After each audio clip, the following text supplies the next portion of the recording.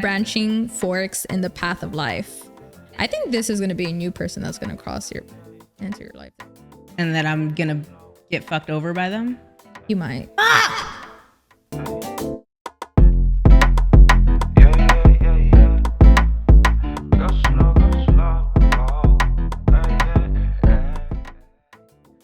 What's up, everybody? My name is Mariah Hardcarry, and this is Mariah Hard Conversations.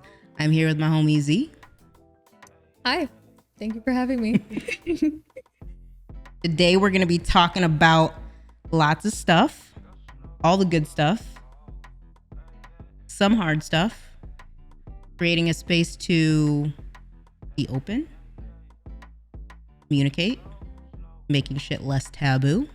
I just feel like people don't communicate, and that shit pisses me off. And I feel like, especially I think with like Gen Z and younger. Are you Gen Z?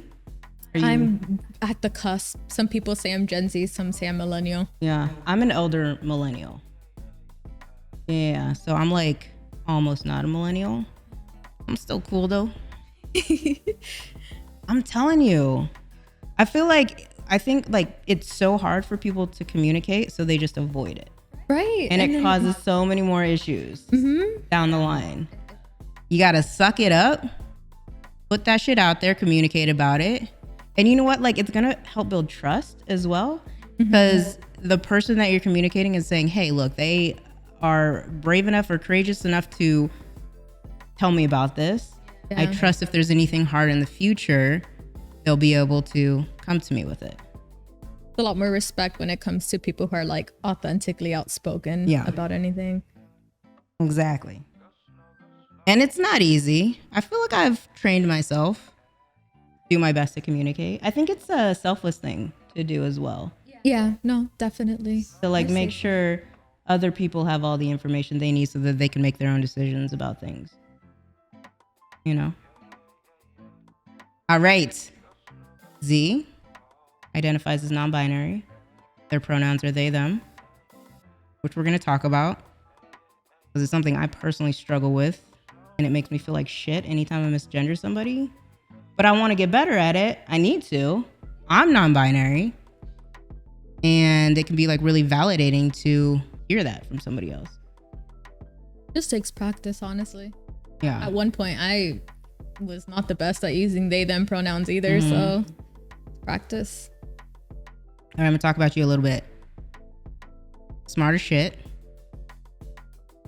Went to Southern Oregon University. I'm from Oregon. My mom grew up in Grants Pass, which is very close to Ashland. My dad lives in Grants Pass still. My little cousin is going to Southern Oregon right now. Oh, yeah. So cute. Oh, loving it. Graduated magna cum laude with a Bachelor of Science in Media and Digital Arts, which is dope. Did you ever go to the Shakespeare Festival? No, I did not. I know. It was always like right at the time where it came to summer, so I'd go back home.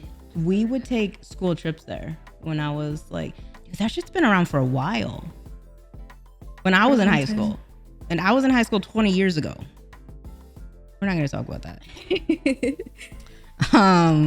Magna cum laude. Okay, so I looked this up so I could make sure I knew what it meant, because I always hear this and I'm like, do people really know what this means? Latin, right? I believe so. Just means you're smart as fuck and very disciplined in your studies. That's what it means. Yeah. I think there's like a there's GPA attached to it, but you know, you're not going to get that if you're not good in school and getting your shit done. Yeah, I think it was more about discipline than like actually like being smart. So yeah. Do you feel like you learned a lot in school, in college? Like you applied yourself to the point where...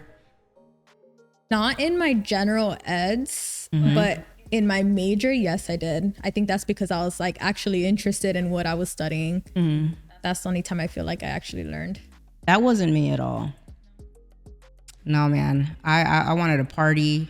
I wanted to be social. I was much more of a social person when I was in my early 20s in college. But I ended up going to grad school later on. I was like 29. I was like 27. And that was cool for me. Because I was like, I can apply myself. Like, I'm here to learn. I understand, like, what kind of responsibility this is. Like, you're paying a shitload of money. Yeah. Like, you need to get your money's worth. And you are about to finish getting your master's degree in business.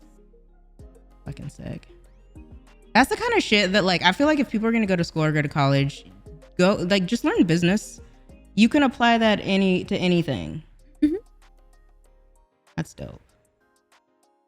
Marketing is hard as shit too. So if you know it, like, you're in a good position. It surprisingly came naturally to me. I took a marketing class when I was in undergrad just because I did not have to take it. I just needed an extra credit. And I took a marketing class and I liked it a lot. So that's one of the reasons I wanted to go to grad school. Mm-hmm. I feel like that's something you can actually apply, you know? Like, I feel like so many people trying to get into content creation and in the gaming space and whatnot, like, you can't really go to college for that shit. So, you know, if you have a marketing degree, you're going to know how to do the business side, which is hugely important. Yeah. So here's the thing. You're a hard ass worker. You just quit your job. You were a vet assistant. So you're working, you were streaming on Twitch and making a shitload of content. I see your TikToks. Like, you're like busting that shit out consistently. You know, in school, like, when did you sleep? I actually had a pretty good sleeping schedule because I was a very organized person. I didn't have time for a social life or didn't even make time for my mental health really. So when I was a vet assistant and in grad school and stream, it was just nonstop every day, like one thing after another. If I wasn't doing homework, I was streaming. And if I wasn't streaming, I was working. And I actually talked to my chat about that a few times. Actually, I had a conversation with my mom about this because when I was younger, my mom always had me and my brother doing stuff. And we were always in sports. We were always in dance classes or whatever it was. And she always kept us busy. So being busy was just how I knew how to function. If I wasn't busy, I didn't know what to do myself. Right. No, just like taking a nap or I don't even laying on the couch and watching a movie. I didn't even know how to do that. I with my past partner, had a conversation with them how we would watch shows and I couldn't really like enjoy it because I would just feel guilty because I felt like I had more important things to do with my time. That's how I feel about cooking. I'll be honest. Like, I enjoy cooking, not like that, but like, I feel like I could be working or something, you know? You're like, this could be made for me. Just order this shit. No, okay, yeah, okay, but I want to touch base on like that balance and whatnot because it is hugely important to have that balance to be able to, you know, rest and recharge, and you know, sleep is hugely important. You know, you can't function without it. If you're constantly on the go, if you're team no sleep, if you're, you know, like the grind never stops and all that shit, like, it's unhealthy.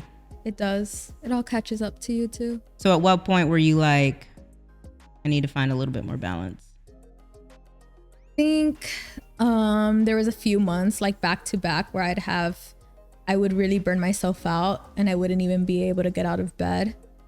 And I really think I was just at a point where I was starting to become a little depressed, and I already have anxiety problems. So like my anxiety was through the roof. So I had a conversation with my mom, which I held off for a long time because my mom was the manager at the pet clinic I used to work at. Okay. Yeah. So that didn't help as well. But she understood, and she knows I'm a hard worker and that I'm obviously not going to be at home just laying around. So she knew it was for good reasons. How does your mom feel about streaming and content creation? Does she get it? She understand? Yeah, she does get it, but only to a certain extent. I think she sees it more as a hobby. I don't think she realizes how much I actually enjoy doing it. She does see me work on a few like videos that I'm editing here and there, but I don't know. I don't think she fully grasps how much like that actually keeps me happy in life. Yeah. Have you been like, yo, this is actually what I want to do as a career? No? Okay. You know what? You know, when the time's right, you'll know. You know, when you start bringing in like the big bucks and you're like buying a Tesla and, you know, buying her a home and shit, you know. Yeah, there we go. Oh yeah. Do whatever you want, honey. Yeah. She does like to tell her friends and a few of my family members when they come over that I stream and get paid for playing video games. I love that. So she does find it she's a kind of little proud. Cool. Yeah. I love that. Good shit. Yeah, my dad was super supportive when I wanted to step in the gaming space, but he's always been supportive. Always. Like, was at every game. He was like a house dad. My mom worked and he stayed at home, and I was the youngest, so I was like always chilling with him. And yeah, we've just always had a really good relationship, and he's always been really supportive of anything I've ever wanted to do. So yeah, I got really lucky in the pops department. I love it. I haven't misgendered you yet, have I? No, you have not. I'm so worried about that. I will let you know. All right, let's talk about that then. So misgendering or? Yeah, misgendering, pronouns, especially for you because you're a lot more what society likes to coin as feminine presenting. Yeah. So I'm curious about your journey. How did you come to that conclusion? Like, this is who I am. And I love that you're just, like I said, unapologetically yourself. You know, you're not like, oh, I'm non-binary, I'm going to start dressing a certain way. No, like, I don't give a fuck. This is who I am. This is what I like to wear, and this is how I feel and I identify. My journey. I feel like that could go back to being like growing up. I grew up in a household. I grew up a lot around my grandma. She's very traditional. We're supposed to wear makeup. Makeup was almost forced upon, it felt. If I was going somewhere without makeup, oh, God forbid that. Wow. Yeah. Dresses at parties, all that jazz. Yeah. Dresses. Last time I wore a dress, I was 8. No, I wore one at a wedding, like when in my early 20s. But okay. Yeah, no, it's been a long time. Long time. Yeah. So stuff like that. And then even like when it comes to like shaving, just the most traditional thing it comes to being. I think that was very forced upon growing up. And when it comes to, I guess, gender representation, it really bugged me growing up, the way they would get on our butts about presenting a certain way. So I didn't grow up around a lot of LGBT people. I just knew that what I believed was, you know, gender is a construct. It wasn't until I went into college that I met more people who were trans and non-binary. For the longest time of my life, I thought it would be so cool if you can just like wake up and be like, you know what, today I just feel like being a boy or presenting as a boy. Mm-hmm. And then the next day you can just go back because you can. Yeah.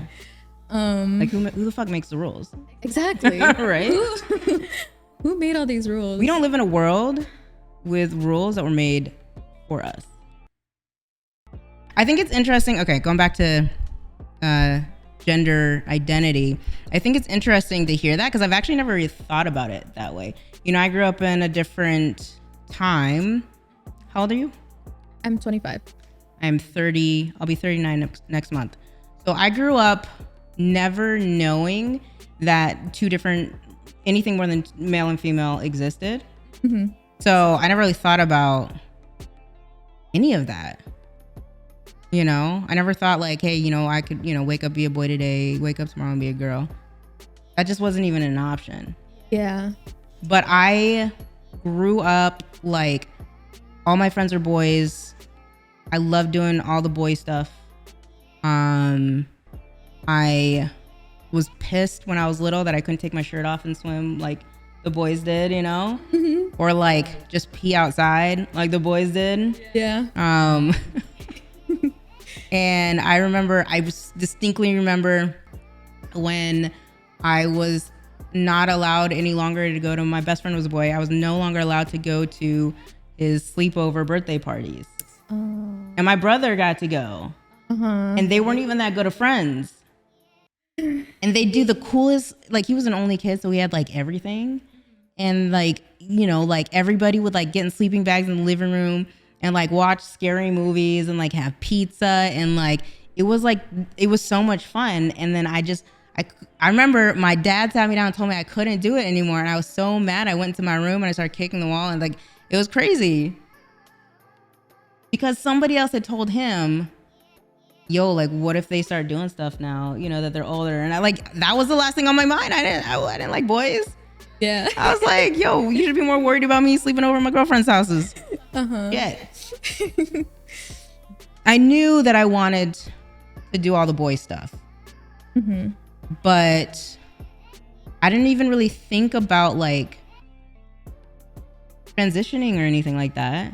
Because that wasn't like, maybe because it wasn't an option. I honestly don't know how I would have felt if it was an option. But at this point in my life, since I've been like old enough, I guess sexually, I've never wanted to be a dude. But I just haven't felt or identified with either or. Yeah. So, same. Yeah. Don't confine me into a box. I hate being. That's how I felt the whole time growing up. Yeah. So interesting. Yeah, I think that like I still hold on to the identity of being a woman. Sometimes that even feels weird to say, identifying that way, but just because that's the body I was born in, and those are kind of like the struggles I've had to endure. That makes sense. But it's because of society that we have to endure that shit, you know? So I want to hold on to that because it's something I think I'm proud of, you know? So my pronouns are she, they. All right, I want to ask you how it feels to be misgendered. And I did it just a second ago and I feel like an asshole. Oh, did you? Yeah. Yeah. You cracked your fingers and I said, crack your fingers, girl. Oh, okay. Fuck me. I want to get, like, I hate it and I want to get better at it, but I need to, like, I think just be around more they, thems. You know? My brain is not there yet. Like, I need to, like, it needs to be a habit. Like, I want it to be second nature. You know? Yeah. I think being around more they, thems does help. I noticed a lot when I started streaming, everyone was automatically they, them to me. Yeah. If I did not know their pronouns, I just went gender neutral. Which not everyone likes that, but it is a little safer that way. Yeah. I think it's just becoming more of an instinct. And even when you're just like out at the park with your friends and being just like, oh, look at that dog go. He's so fast. Wait, like, and even see if it was a boy dog. Dude, everybody thinks dogs are dudes and cats are girls. Like, what the fuck? Yeah, exactly. So you're just like, oh, look at they're so fast. Yeah. Hilarious. But yeah, like how do you feel like if somebody misgenders you? I think it depends on who's doing it. Obviously, if they know I'm non-binary and they know my pronouns and it's a consistent thing, then that's when I feel like they're not even trying. As a femme presenting person, I know that a lot of people will assume. I honestly, I think I just get through it by just assuming that people are just not very educated in that field. Yeah.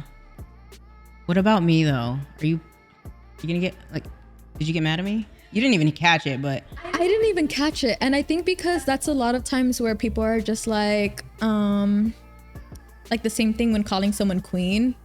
It just feels like they be calling a lot of people queen. Everyone's queen to them. Yeah. So it kind of felt. It's true. And I call most people bro. Yeah. Yeah. That's how it felt like. But I wouldn't say, hey girl, to like a dude. You know? But most of my, sometimes I even call a girl I'm dating bro. I don't like that very much, but you know, it's like a habit.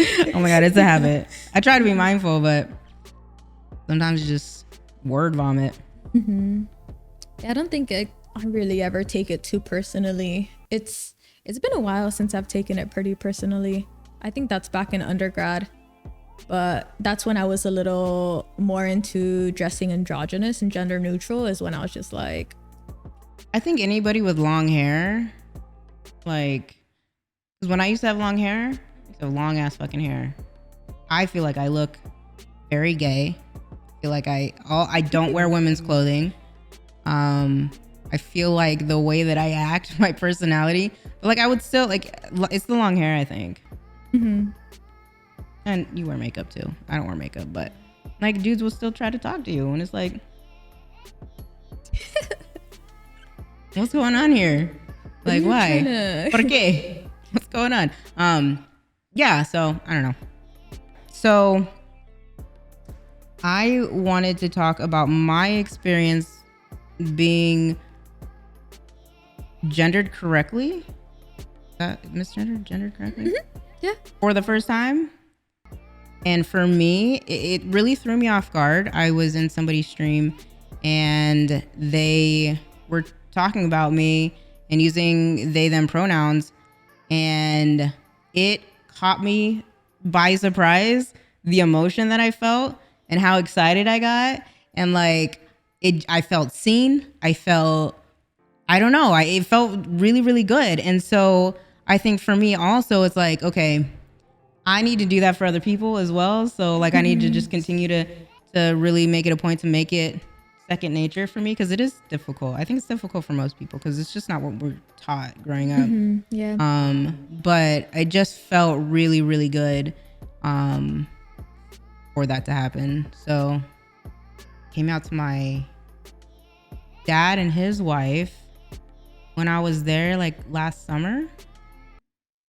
And I was like, cool. They knew I do my own thing. They've always known that since I was a child, since I was a baby. I always do my own thing. And so they're like, oh, okay. They knew I was gay before I told them. Probably not before I did. I mean, I never had boyfriends or anything. Let's talk about open relationships. Polyamory, non-traditional relationships.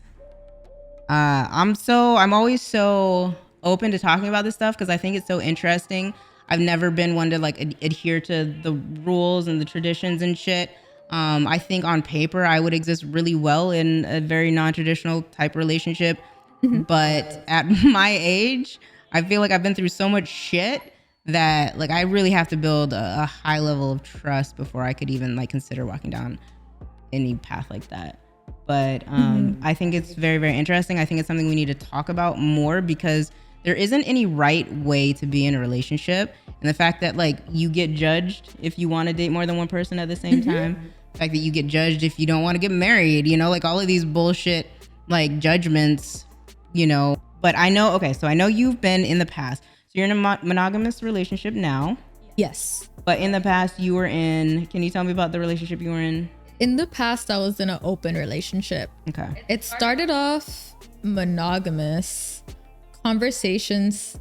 It actually started through a game. God, it was a card game and it was a drinking card game. But one of the questions on the card was about being in open relationships. And I answered yes, that I'd be in one. And my partner answered yes. And we're like, okay, maybe we should have a conversation about that. We'll talk later about this. So we did have conversations about it, and at the time my partner identified more as asexual. I was a complete opposite as asexual, so they didn't mind if I had connections, physical connections with other people, not so much emotional connections. That's different. So we did lay down some rules, had open communication about it. And we were able to function like that in our relationship. So did you ever have more than one partner at a time? Not more than one partner, no. Physical partners, yes. So the transition to being in a monogamous relationship. That's something you want to talk about? Yeah, I don't think there's much of a transition on it. Yeah. Because when I started talking to someone new, and we realized that we're both, the level of feelings that we were feeling for each other, and talked about like our future, one of the things I asked was, is this gonna be an open relationship? What type of relationship are we gonna build with each other? And they said that they were completely monogamous. So I don't know, I didn't really think twice about it. I thought that was fine, even though, like I was telling you on the other day on the phone, that I always thought I would find myself in a polyamorous relationship.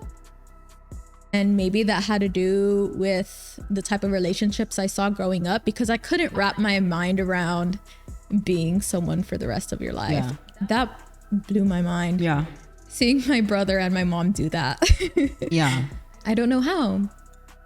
But now the person that I'm talking to and in a relationship with, that is monogamous, for some reason it doesn't scare me. Yeah.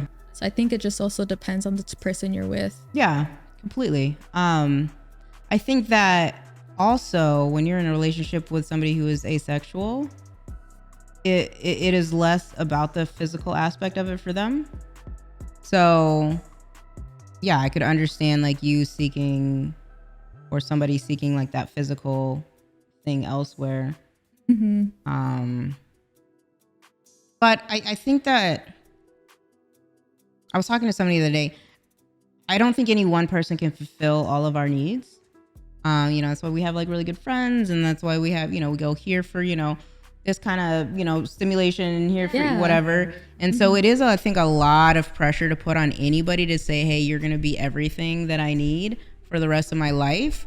Again, like I grew up in a little bit different of a time. And so monogamy was just like the norm, right? And if you even thought about anything else, like you were a horrible person, you were a cheater, you were, a monster and selfish and and all of that. And I've definitely like opened my mind a lot more, because that obviously didn't make a lot of sense to me. I think cheating is wrong. Obviously, I would never do it. I've never done it, but I understand how people can get into situations where they're missing something. Mm-hmm. And I think that humans, that's just a part of being human. I think that, again, people don't communicate, which leads to the cheating. But with better communication, like perhaps they could have entered into an open relationship, or at least like, if their partner didn't want to, want that, mm-hmm. then go your separate ways. But yeah, to put all of that on one person is a lot. And we grow and we change as we get older. I look back on my past relationships, and yeah, they didn't work out, but like had they worked out, like I was so different back then. The things that I wanted, the things that I liked, the things that stimulated me just don't do that anymore, So people grow, and sometimes they grow together and sometimes they grow apart, and it's perfectly okay if they do.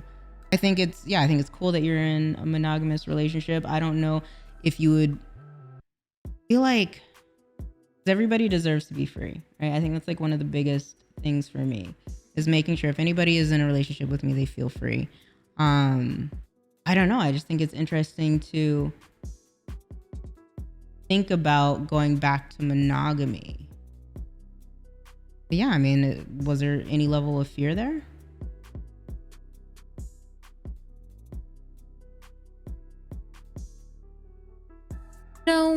No level of fear.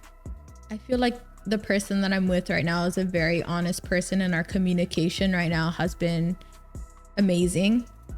And I know since the beginning, no matter what, all they have ever wanted for me is the best and for me to be happy. Mm-hmm. So I feel as like there's nothing I can talk about with that person, and there's always gonna be a way to fix things, or if just things don't work out. We're both very much a free-flowing person. Mm-hmm. Yeah, there wasn't really a lot of fear.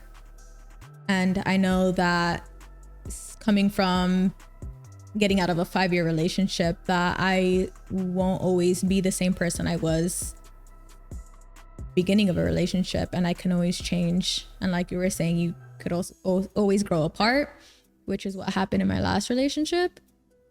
So I just know that just because how it is right now doesn't mean that's always how it's going to be. Right. I think that's something I'm fearful of, because I am monogamous and I like that. But here's the thing, I'm not the type of person, I don't need a bunch of people in my life. Right? Like I can be good with like one person and like not and feel fulfillment. I'm a loner. I spend a lot of time alone and I'm okay with that. I like it. So I think monogamy is just naturally how I am. But it does scare me because I do know people change, right? So if I'm in a relationship with somebody and we change, you know, down the line, I mean, are all relationships temporary? Marriage says they're not, right? You sign a fucking binding contract, Yeah. you know, and it's like, but people change. People change. Like there is no getting around that. That is a fact of life.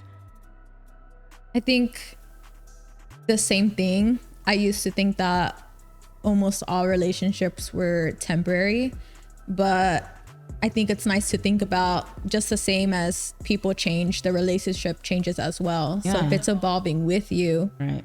both, and the effort is being put into it, then it lasts your lifetime. Love that. I've been best friends with my best friend for 20 years, you know? So like, I get it. My parents were married for 37 years. Yeah. Before my mom passed away, it wasn't like they split up.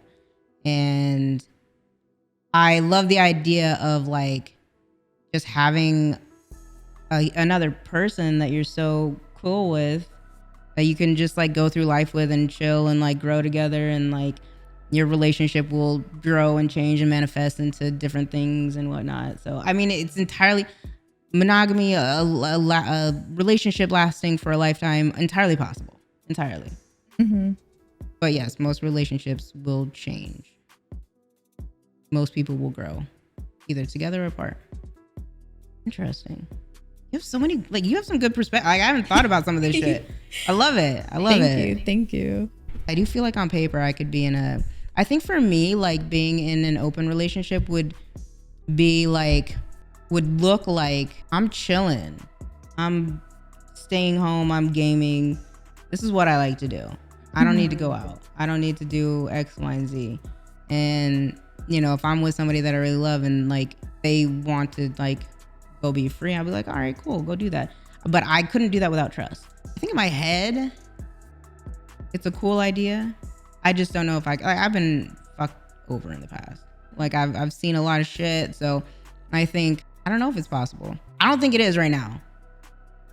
If I could like say, is it possible? Could I be in an open relationship? I don't think so. But I love the idea. I don't think that people have to live together to be in a relationship.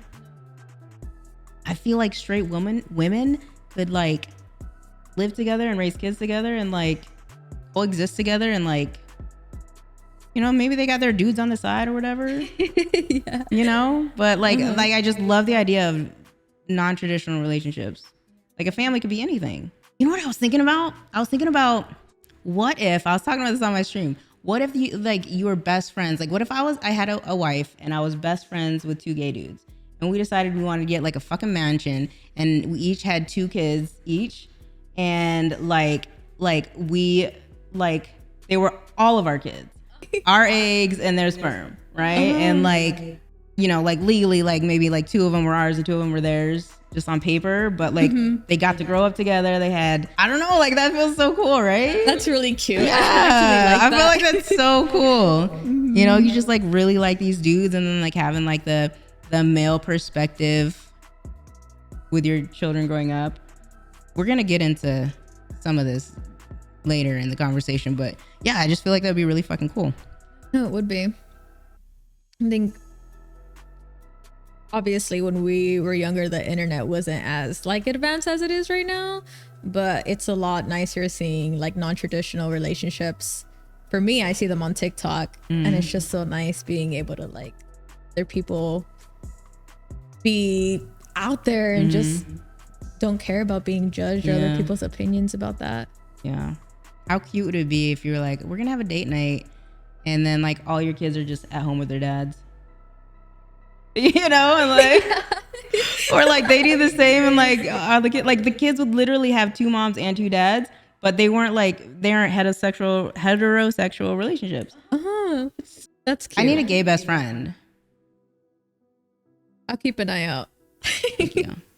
Do you see my rat tail? My Jedi braid? Did. Isn't it cute? I've never seen it. Yeah, it's cute. Have you always had it? No. We're cutting this out because my hair is... I'm growing the top out. First time you didn't have it, did you? No. Okay. I've never had a Jedi braid, and I'm really excited about it. But I'm growing the top out. This is going to stay short. My hair grows so fast. I got a haircut like 2 weeks ago. I'll keep this short, and then I'm going to grow this out and get it really long.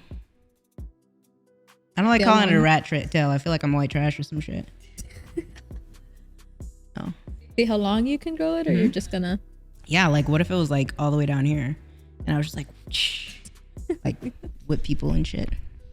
Okay, so I think this is a good segue, talking about the way that society views the male perspective in families and like raising kids and everything. Because I know you have a very estranged relationship with your father. It's something that we are going to dive into. But before we get to that, can you tell me about your family, what it was like growing up? You're Mexican American. You got a little bit of an accent. Yes, I've been told a few times. You are indigenous. Love that. Yeah, how many siblings do you have? Tell me everything. I want to know about growing up in San Diego. Did you grow up in San Diego? I did grow up in San Diego, yeah. Yes. So you close as fuck to the border too. Yeah. I think that's also one of the reasons we stayed in San Diego, never moved anywhere else, because a lot of our family still lives in Mexico. Not you. And during the holidays, primarily when my mom's grandma was still alive, we would go down there for Christmas, occasionally Thanksgiving. But yeah, we spent a lot of time in Mexico. So family either coming to visit us if they could, or us going to visit them. I think that's one of my favorite things about being in San Diego, is just being so close to the border. Yeah. I wish I could go to Mexico more often than I do. I haven't been too deep into Mexico at all. But I don't want to go to Mexico and go to like the fucking touristy places. Like honestly, like the next time you go to Mexico, can I just tag along?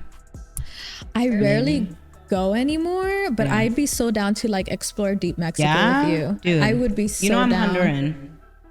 Oh. Yeah. So I did my DNA test, so like the region I guess was the Maya region.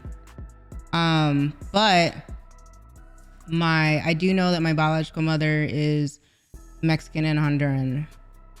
Or I think her dad's Honduran. And her mom's Mexican. I wasn't raised around my culture at all, and I want to know more. I love Mexican culture, what I know of it. I love tacos. I love Mexican food. Authentic Mexican food. But I love the language, because everything I know about it, like I love, and so I want to know more.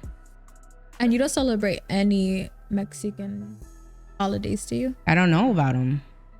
I mean, I know like Dia de los Muertos, and I honestly, I don't really know of other stuff. I wasn't raised around any of that. What are some more holidays? There was Dia de los Reyes Magos. Dia de los Reyes Magos. Can you spell it? Magos. Magos. And that's a holiday we used to celebrate when I was younger, and I don't know why we stopped celebrating it. What do you get to do? As a kid, I knew it as pudding. Pudding or pudding? Pudding. Oh, okay. I was like, pudding, chocolate pudding. We would put our shoes out. It was almost like a second Christmas because it's in January, I believe. And that's when we would celebrate it. I don't know what specific day Dia de los Reyes Magos is, but we used to put our shoes out and Los Reyes would take our shoes and it would be hidden around the house along with the present. So we'd have to go find it. And I don't know if any other, Mexican families celebrate it that way, but that's how we used to celebrate it. So fun. Okay. So you have lots of family still in Mexico. Mm-hmm. I have family like literally right across the border, but I also have family deep into Mexico. I know my grandma's from Guadalajara originally, so she still has a lot of family there. My grandpa's from Nayarit, and I don't know if he has family there, now that I think about it. But that's on my mom's side of the family. And then on my bio dad's side of the family, I know they came more from Southern California, but also Northern Mexico. Mm-hmm. It was a little hard to trace back because I did have conversations with them for homework purposes. Yeah. But also to learn more about my ancestors. Yeah. And that's as far back as they knew. I know a girl, I was kind of talking to her for a while ago.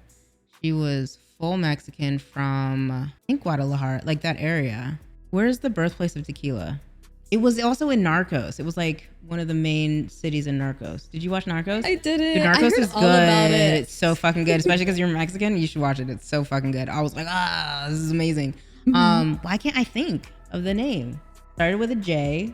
Fucking no. Oh, Jalisco. Jalisco. Because I have my grandma's from I have family from Jalisco as well. That's where she's from. Jalisco. Cool. That's so funny. I meet a lot of people who also have family in Jalisco. I wonder. So you have family in Jalisco? Uh-huh. It's small though, right? It's not Jalisco. Okay, so is that the state? Is Guadalajara the? I believe Guadalajara is the city. See, I've never dove. Dude, I don't know a lot about Mexico geography, which actually now I want to learn because I actually love geography. I used to spend time in high school. I'd go to the library and sit down on their computers and like play geography games where you had to guess like every country in Europe and shit, and I was so good at it. I don't know what it is. I love it. Like I love globes. I love looking at maps and like I love it. Geography was my worst subject. Really? Okay. Yeah. Well, I just think it's so cool. Like I look at like the Russia, and I look at like all of these areas where it's like, dude, what even goes on there? Like what what is the culture like there? Like what are the people like there? Like, are you looking like any part of like northern Canada? Mm-hmm. Like, what's going on there? It's like too cold to live? I don't know. Mm-hmm. But yeah, Guadalajara is a city in Jalisco. Okay, so Jalisco is like the state? Yes. Okay, so it was not, okay, so she was from Jalisco, but it was near Guadalajara, but it wasn't Guadalajara, and it was something. I know, she told me the name. It was like something day something, Mm-hmm. It's like an area. Yeah, I would love to know more about my Mexican heritage and more about the culture in general. I need to send you that ancestry. It's like a Latino ancestry thing. Yes, please do. I need to send it to you. You need to remind me. That'd be so dope. Oh my God. I love doing that shit. Because, I wasn't raised with any of that. So it's even especially more interesting for me. But I can't compare myself to how interesting it is to other people. But I wasn't raised with any Black culture. I wasn't raised with any Mexican culture. I was adopted. And so I pretty much had to learn it all on my own, which I did. And, now I'm just so proud to be Black. I'm so proud to be Mexican. And I definitely know more about Black history and Black culture than I do Mexican, my Mexican side, probably because it's so much more prominent in the U.S. where we live and, it's out there more. But I just think Mexican culture is so beautiful. Like everything I know about it, I'm just like, proud. Okay, so you grew up in a traditionally Mexican household? I did. So I grew up, I have one sibling, my brother. He's 3 years older than me.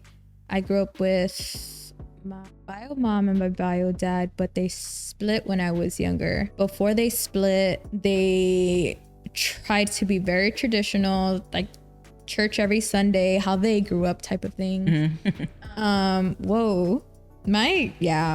My dad very much had that, what you call is like that machismo type of thing he tried having under the house, because I remember I wasn't allowed to even paint my nails when I was a little kid. I remember being like in second grade wanting to paint my nails, and they had to be clear nail polish. It was so strict. Earlier, how we were talking about not being able to be fulfilled just by one person, like my mom really didn't even have the space to even enjoy her life with her friends and stuff. Who was controlling? And very controlling. So they did end up getting a divorce, which I thank my mom for that, even though we went through a lot as a family. I think it was very much worth it. I can't imagine having grown up under a toxic household like that. We moved around a lot because of that. My mom took a lot of the responsibility for me and my brother. So I do feel like my mom raised me as a single mother. She had the support from my grandma. My grandma let us move in and out of the house whenever we could. And I do feel like my grandma raised me a lot as well, which she was also pretty traditional and religious. But I grew around my cousins. It was like, it felt like I grew up with not just my brother, but like my cousins as well, under one roof of my grandparents' house, and having like my tios and my mom. So yeah, and then my bio dad he was very inconsistent, but he also had a lot going on personally with alcohol, drugs, and just, struggling for better mental health. At one point, as you know, he was a very controlling person. So when he felt like he didn't have any type of control after the divorce, he decided to cut me and my brother out of his life and disown us. And a few days later, he came back and he apologized, wanted us back in his life. And how old were you? I was 11 years old. Yeah. You don't have any control over what's going on. So you're like, you're going to cut me out and it's not even my fault. No, and I actually remember my mom had her first serious relationship, and she had told us that she wanted to move in with him. And my bio dad found out about it, and he got mad at me and my brother for not telling him. I guess he felt like we had betrayed him and his trust. So he said he never wanted to see us again.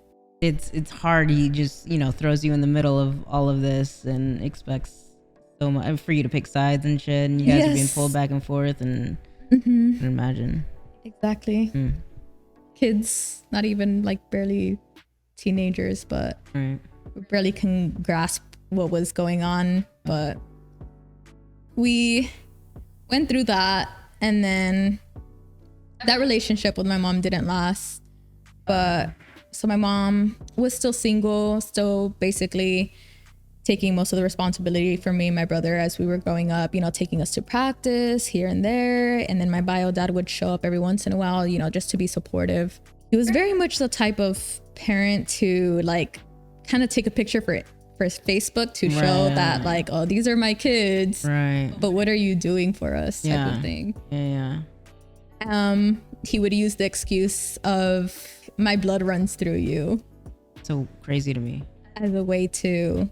It's crazy for me because I never grew up around blood relation. So like I know that like blood ain't shit. Yeah, it really isn't. And he for him, he held that at such a high thing to have over us. No matter what man came in your life to be your stepdad, to be with your mom, my blood runs through you. I'm your dad type of thing. He was... How did the communication happen between you and your dad?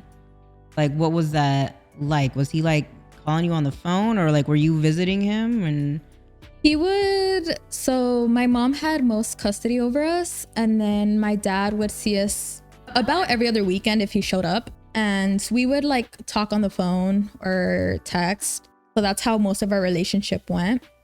Once I got older and I wasn't obligated to see him every other weekend anymore, then I went to school in Oregon, and like we stayed communicating here and there. But then at one point he got like in and over his head, trying to like he spoke out of his butt all the time. Okay. Acting like he knows everything in my life when he's like barely there. So that really pissed me off one day, and I spoke out towards him, and he took it very personal, and he told me he didn't want me in his life anymore, and that I disrespected him simply for calling him out and letting him know that, you know, I have these 10 million other things going on in my life, and you're here talking to me about moving out of my house when I literally just graduated with school debt. Yeah. Let me figure my life out a little bit, chill. Mind your fucking business. Exactly. Wow. I don't know. But yeah, so that was the second time that he decided to disown me, not me and my brother, just me. He said he never wanted to talk to me again, that I'm not his daughter anymore. And a few months later, he ended up messaging me again to reach out, apologizing. But at that point, I don't like the idea of him thinking he can come in and out of my life just because his blood runs through me. Did you tell him that? No, I think I might have talked to him maybe like 8 months after the fact. I don't really remember how the conversation went. I think he still has like that traditional attitude of he's always going to be in the right because he's older and he is the dad. Right. And he also disrespected my stepdad, and I have grown to love my stepdad very dearly because he has done so much for me and my brother as well. So I was not trying to entertain that. I think pride is something everybody has, but it takes so much to like separate yourself from your pride and understand like what it is. And pride can make you do and say a lot of stupid shit. Yeah, I think pride is so interesting. I've started doing like some more research on the whole aspect of that. You know, it's like such a huge, like it's your identity, really. But having the ability to separate yourself and not listen to that, you know, he's got these kids and he thinks he can control them. He thinks because, you know, there's a blood relation that he has a say so, and he really doesn't. And then he gets really, really proud and disowns you because you speak back to him. Yeah, I'm sorry you had to deal with that. Tell me about your stepdad though. My stepdad came into my life.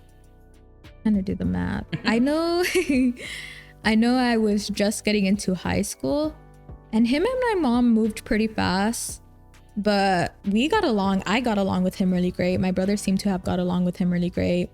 My mom seemed to be in love, and he turned out to be a really great guy. He's a very respectful man. He never said anything ill about my bio dad and stuff like that. He took care of me and my brother just as we were his own. And I think he never said anything bad about your bio dad, even though your bio dad was like putting you through shit. To me personally, because I know to my mom, he would complain. Yeah. I mean, I feel like that's so dope.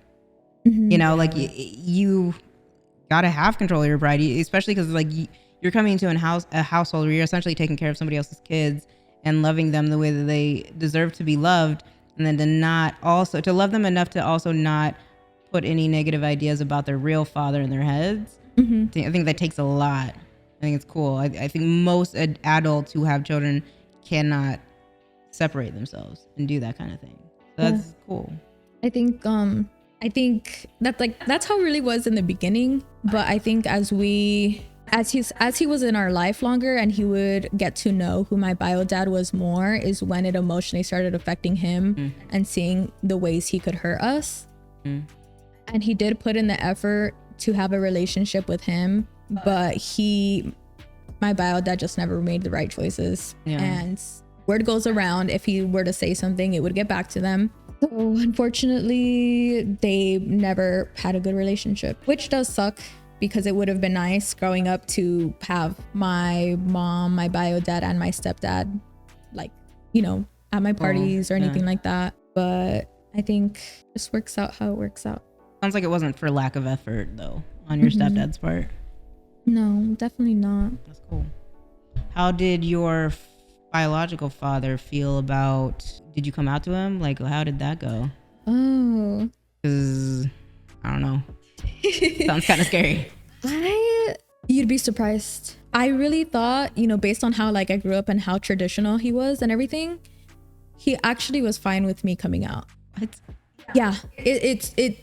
I held off on coming out to him for the longest time. Yeah. I came out to my mom first and my stepdad, and then maybe like a year later to my bio dad, and he was fine. I think if it was my brother, it would have been a totally different situation. Machismo dads, for sure. Yes, totally different. They don't understand gay men. That doesn't make them a man anymore in their eyes. Oh, that's so Typically. crazy. That's so sad. I feel so bad for gay men because I think that like the polarity of, you know, being gay versus straight, you know, it's crazy. I mean, women, like, we're naturally more affectionate, you know, like our relationships, our platonic relationships are much different than, you know, platonic relationships that men have. Mm-hmm. It's a lot harder. I think it can be a lot more dangerous in certain cultures. I definitely think so. I think gay men have it a lot harder and scarier in Latina culture. What about, based on what I've heard and let me ask you a question though. What about masculine gay women? That I'm not well educated or have really seen on, so I wouldn't really even know. All I remember is that movie called Boys Don't Cry. It was an old ass movie. I haven't seen it in forever. I don't even know. It might be problematic now, but have you seen it? You know what I'm talking about? It's all this shit. And it was like, I've heard of it. Yeah. No, it's crazy. Like it was around, I think around the time of like Wyoming when that one kid was killed. That gay kid was killed. Fuck is his name? There's like so many foundations now around his name. Anyway, it was basically like rural north. What is that even considered? So it's not the Midwest because it's more west of the Midwest. It's like, you know, Wyoming, Montana, like that area. It's like rural area, and this transgendered man. I don't even think that they called it that at that point in the movie. It was just a very masculine woman, and like they beat the shit out of her, and like they raped her and all this stuff because, you know, she was super masculine, and like they were super homophobic and all this stuff. I think that like masculine women don't have, especially masculine women of color, don't have any sort of representation really. And it's like one of the hardest things because, you know, like we see, you know, so many transgendered women and we're talking about it a lot, which is amazing. We're talking a lot about, you know, gay men, especially like white gay men. We're talking a lot about, you know, lesbians, but they're always white lesbians. You know, there's definitely like a hierarchy. And I feel like I even want to say like trans men as well. But I've seen a lot more passing trans men than I have trans women. Not that that means anything, but I know for myself, it's been a real struggle to navigate finding a level of success because so many people want to work with people that they're comfortable with, and you just aren't that for them. Yeah. And there's not a lot of representation. I remember I told somebody, I was like, there are no like masculine women of color, and they're like, well, what about so-and-so? Literally one person. You know, it's like saying, you know, there's no black people here, and then you name like the token black person, like it's okay, you know? But there just really isn't a lot of representation out there for masculine women of color or non-binary people of color. Definitely. Me and my partner talk about that every so often. Yeah. I think we're kind of like at the bottom of the totem pole, which is something I'm really, really working hard on trying to do, is create opportunities and platforms. And, you know, hopefully something like I'm doing now, I can, you know, create space because you just don't really see it out there. No. You don't know much about that perspective. You know, nobody's making movies about us. Nobody's really putting us in the forefront. You know, it's kind of crazy. It's crazy to think about. No, it is. Yeah. It really is. Every time I watch TikTok, I'm like, I'll, you know, I'm on lesbian TikTok. And, you know, I'll see TikToks that are like, you know, every lesbian's blah, blah, blah. And I'm like, every white lesbian's blah, blah, blah. Or like every like feminine lesbian's blah, blah. Like, it's not like, this is not me. Like, don't say all, you know, It's crazy. It's almost like, you know, like nobody knows we exist really. Because there's no media representation. And it makes me wonder how many other types of people out there exist that we don't know about because we just don't see any representation. You know, like people who think they're cats. I'm just kidding. You've seen them though, you know, right? Like like the teeth and the eyebrows and shit. Can you imagine like shaving down your teeth? Making them sharp? That sounds painful, but like it sounds kind of cool to do like one or two. Just like the vampire, like the canines. Vampire look is Make yourself a vampire. I would be a vampire if I had the opportunity. I think vampires, first of all, they're sexy. Second of all, they like the darkness in the nighttime, and that's me as well. They don't age. Also me. Wait, no, I'm just kidding. And they move really fast if they want to. Mm-hmm. They can seduce the hell out of anybody. Vampires are like, they're sexual creatures. I would 100% be a vampire. Somebody was like, do you want me to turn me? I'd be like, yes.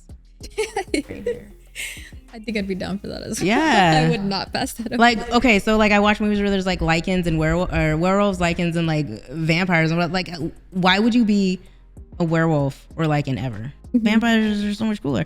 Plus, you live forever, and like the amount of wealth you can accrue, like you're just gonna be a rich ass motherfucker. I would be the Twilight version of a vampire too. All right, I digress. I actually had a question. Sure. So, because we're talking about like vampires, and it had me thinking about how like they're portrayed as like more sexual beings, mm-hmm. but as a masculine woman, and you're pretty open about that, obviously. You don't try to hide it at all. Do you ever have people coming with expectations on the type of personality you're gonna bring to them? Or that maybe even the things that you're into, they're just like, whoa, you have, I don't know, you have a flower bracelet. I thought you were. Oh, absolutely. So I'm like, I'm definitely androgynous. Carl Jung was like a psychologist back in the day, back in the 40s, I want to say. Mm-hmm. And he was an asshole, but he had a lot of like progressive thoughts in psychology, and one of his philosophies was in order for a person to be whole, they had to embrace both the masculine and the feminine side of them. And you know, it could be anything, right? It's a construct anyway, but it could be anything, right? Like your energy could feel more masculine, but you want to present feminine or whatever. Uh-huh. So I've always strived to like find that balance. I know I have a lot of feminine energy in certain areas. I dress masculine because I love men's fashion. But yeah, there's definitely expectations. I remember like in my 20s, I would go out on dates and I'd be expected to pay, or like, you know, expected to do things that men in traditional heterosexual relationships were expected to do. And I was like, nope, you know, like you buy me flowers, bitch. Like I want flowers. I love flowers. Yeah. Or I'm at a point where I don't give a shit about that. Like if I want to wear pink and shit, I will. It's funny. I bought this skirt like 5 years ago. It's like this windbreaker material. It was like, it looks super cozy, and it's like goes down to like your shin. Something you like wear to the beach or something. Yeah. And it was black. It was super dope. I've never worn it, but I actually found it the other day because I was like going through some of my clothes to give away. And I was like, oh, this is so dope. I didn't give it away because I was like, this is dope. I want to wear it. But I'm also like, I don't really dress like that, you know? But it's dope. I love women's fashion. I love like when women have their nails. Like I don't, it's not my style, but like I love a lot of feminine things. But I don't know, like that's just what we have to work with on this earth, you know? I gotta define like what it is that I like so that other people can understand. I do worry about that though sometimes. I'm like, oh, like if I like this, is it gonna seem too girly to some people, or just maybe to a woman I'm trying to date because they're super femme and I'm not, you know? Or do I have to like carry these traditionally masculine roles, especially in the bedroom? I think that's like a taboo thing. Yeah. People think that, you know, if you're masculine, you have to act like you're a dude in the bedroom. Mm-hmm. Mm-hmm. But like that's not our anatomy, and that's not who we are. So very, very apparent in today's time. Yeah. Did I answer your question? Yeah, it did. Yeah. Mm-hmm. What about you, since you're neither here nor there either? No. I kind of thought back to your skirt thing of like not sure, being sure if you want to wear it, but you also think it's cool. Mm-hmm. I'm thinking back to moments where I think before streaming, before like having an audience, I guess you can say, I would be more open to trying different things. And since I started streaming, I kind of feel like I've lost my style. So when I'm shopping and I'm just like, well, is this really me? Mm-hmm. But what is me, because I don't really even know what is me. I can basically wear anything that I want to, but are people still gonna see me as like the person that I'm trying to portray? Yeah. So I have to really think. I think too deeply into it sometimes. Yeah. I think if you're like, if you love it, fucking get it and wear it and own that shit. You know, this reminds me of, it reminds me of like Kehlani's journey, right? So Kehlani, like before she came out, I think she started off young, like in like a singing competition, didn't look any like super tomboy, super like, it's kind of funny. Like she definitely glowed the fuck up. And so then she started like really a lot more feminine. Her music was, you know, for a heterosexual audience. And then, you know, she came out as bi. And I think that like she kind of started changing her style a little bit, the way she looked. And now, you know, she's fully out as a lesbian woman or a queer woman. And I think that like there were so many like expectations on how she should look. And I actually liked, and like I was, you know, we're all attracted to fucking people that we don't even know, right? Like I was attracted to her style like when she was like more feminine. So for me, I was like, oh, I don't like her going more to this more androgynous space. But like why do I get to have any say on that or any opinion on that? I don't. Like, it's not my life. Let her do what she wants to do. But you know, like she truly like she's finding herself, and she, you know, decides that this is who I am, this is what I want to be. I don't know if she identifies as non-binary or what, but like she's definitely more on like the I would say STEM side of things now. Yeah. Like she's definitely like embraced more of like an androgynous sort of thing. I mean, she's still feminine. She still does like the full face of makeup and like all of that shit and whatnot. But yeah, I think she's a good example of like embracing who you are and not really giving a fuck what other people think. I remember when I cut my hair back in September 2017, shaved my head. I had some dude in my fucking DM saying, like, mad at me that I cut my hair. I was like, fuck you. First of all, this has never been for you, you know? And, oh, you were so pretty before. And it's like, what? Yeah. I cut my hair really short at one point too. And I had like friends being like, why'd you cut your hair? And family members being like, but your pretty hair. And I'm like, my hair is still pretty no matter what length. That was the reason I hadn't cut my hair for so long. I'd never cut my hair my whole life, but my whole life I wanted a shortcut. I take that back. When I was like in 3rd grade, my mom let me have creative control over how I looked, and I cut all my hair off and she cried. And then I was made fun of in school because I looked like a boy, and somebody was like, you're trying to be a boy, and I was in 3rd grade and I went home and cried. But you know, since then I had not cut my hair at all. Like I cut it, just not like short. And I got to a place I was like, dude, fuck everybody else. Like I want to do what I want to do. I want to make myself happy. Shave my head. I don't think I'll ever, like I'm growing my top out, but I don't think I'll ever go back to like longer hair. I feel like myself. I love having my hair like the short cuts. I love feeling like it almost like plays into my part of my masculine identity, you know, and I love it. I love having a barber, you know, like I love going and shooting the shit with him and like hanging out and like talking about shit and whatever. I love it. I love how it feels. I love having a rat tail. Jedi braid. Yeah.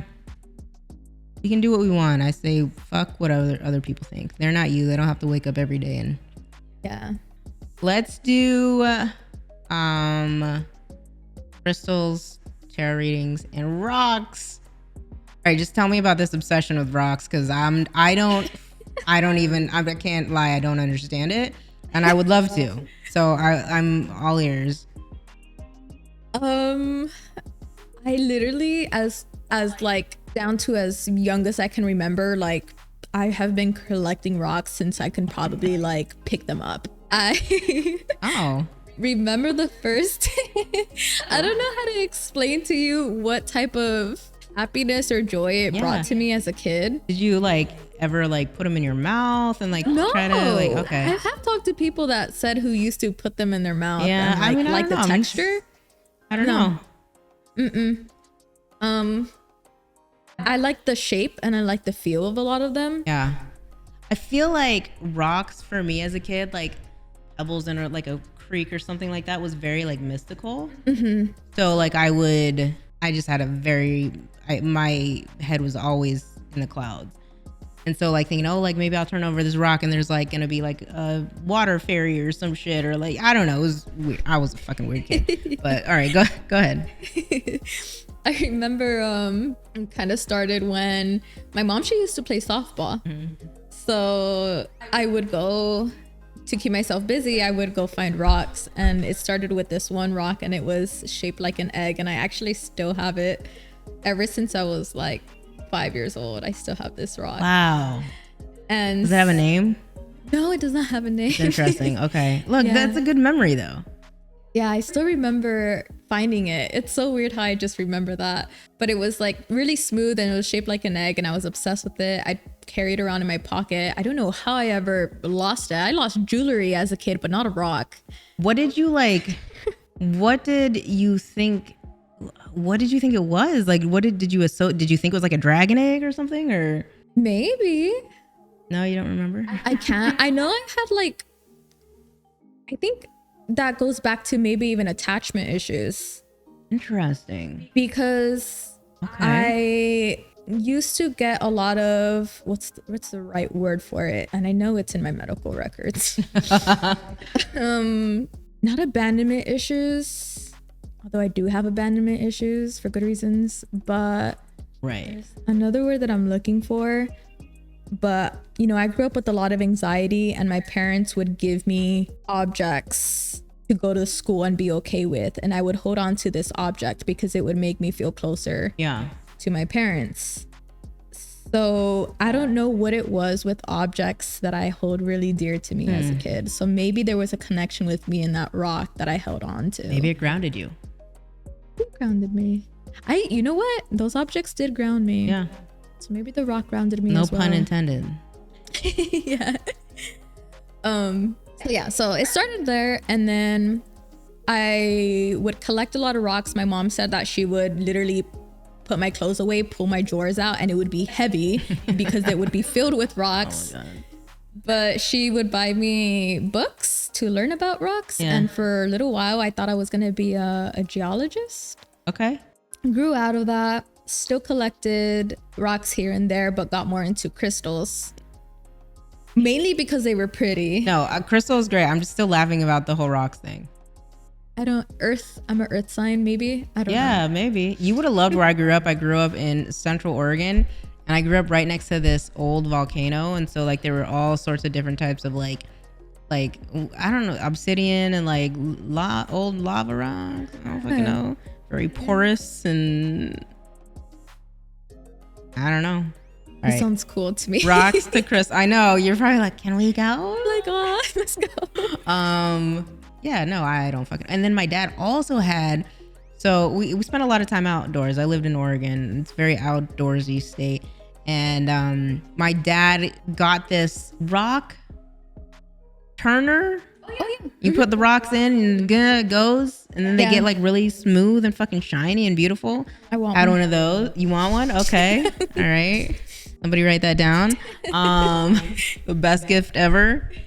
Get Z for their birthday, or when's your birthday? December 26th. Okay, you got a while. One day. You need to get like an Amazon wish list of like all the rock shit. I do have one. Do you have the rock shit on it? No. Yeah, you should. Rock tumbler. And you could make jewelry. That'd be a lot of fun. What else do you do with rocks? Huh? What else do you do with rocks? Besides make art out of them, and you could get a fish tank and then put all the cool ones in the bottom. That could be like a very cool aesthetic piece. It would be really pretty. Put rocks in your plants. I do that. Not these ones though. All right, crystals. So your love for rocks grew into a love for crystals. Yeah. So backyard rocks turned into like store crystals. Yeah. When I would go out, every time we'd go to places, if they had those little mining things with the little bags and colorful rocks, I would go straight to that. Oh my God. It's like candy probably for you. Something shiny.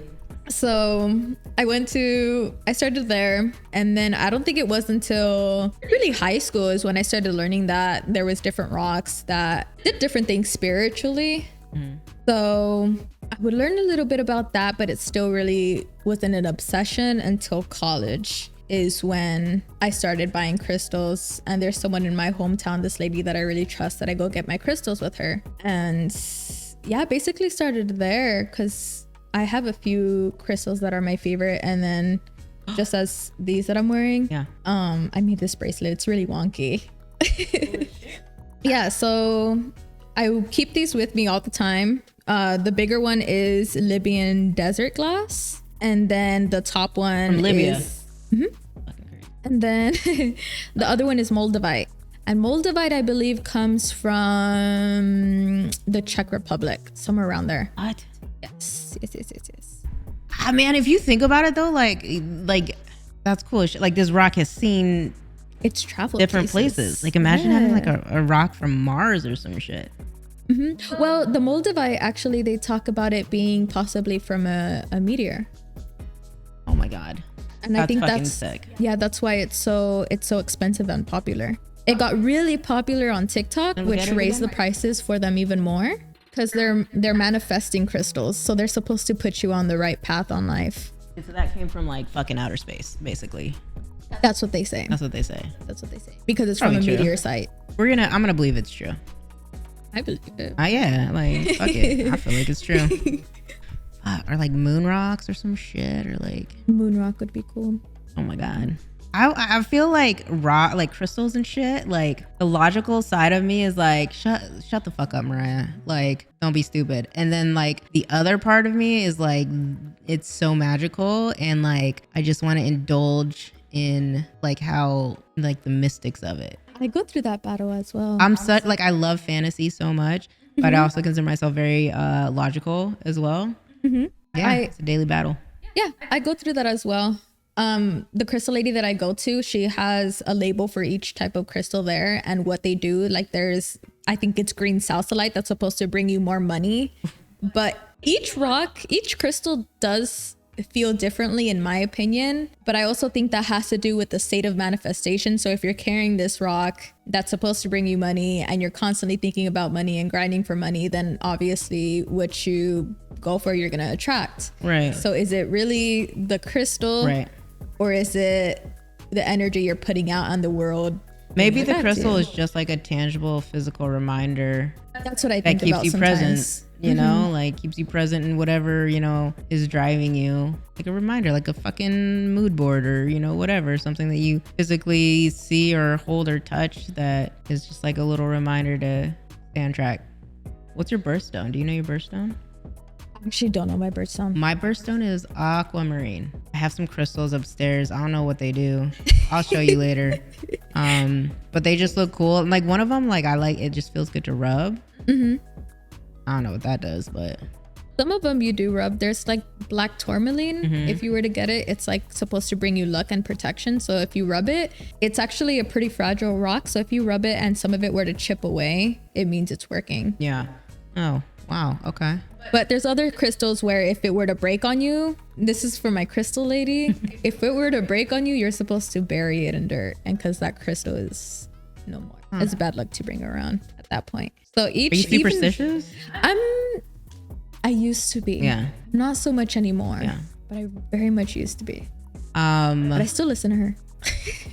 My thing is like I'm not, but then it's like, well, what if it's real? Then I'm fucking up, you know? Yeah. Like if I don't bury this and it's real, then like my shit's gonna go to shit.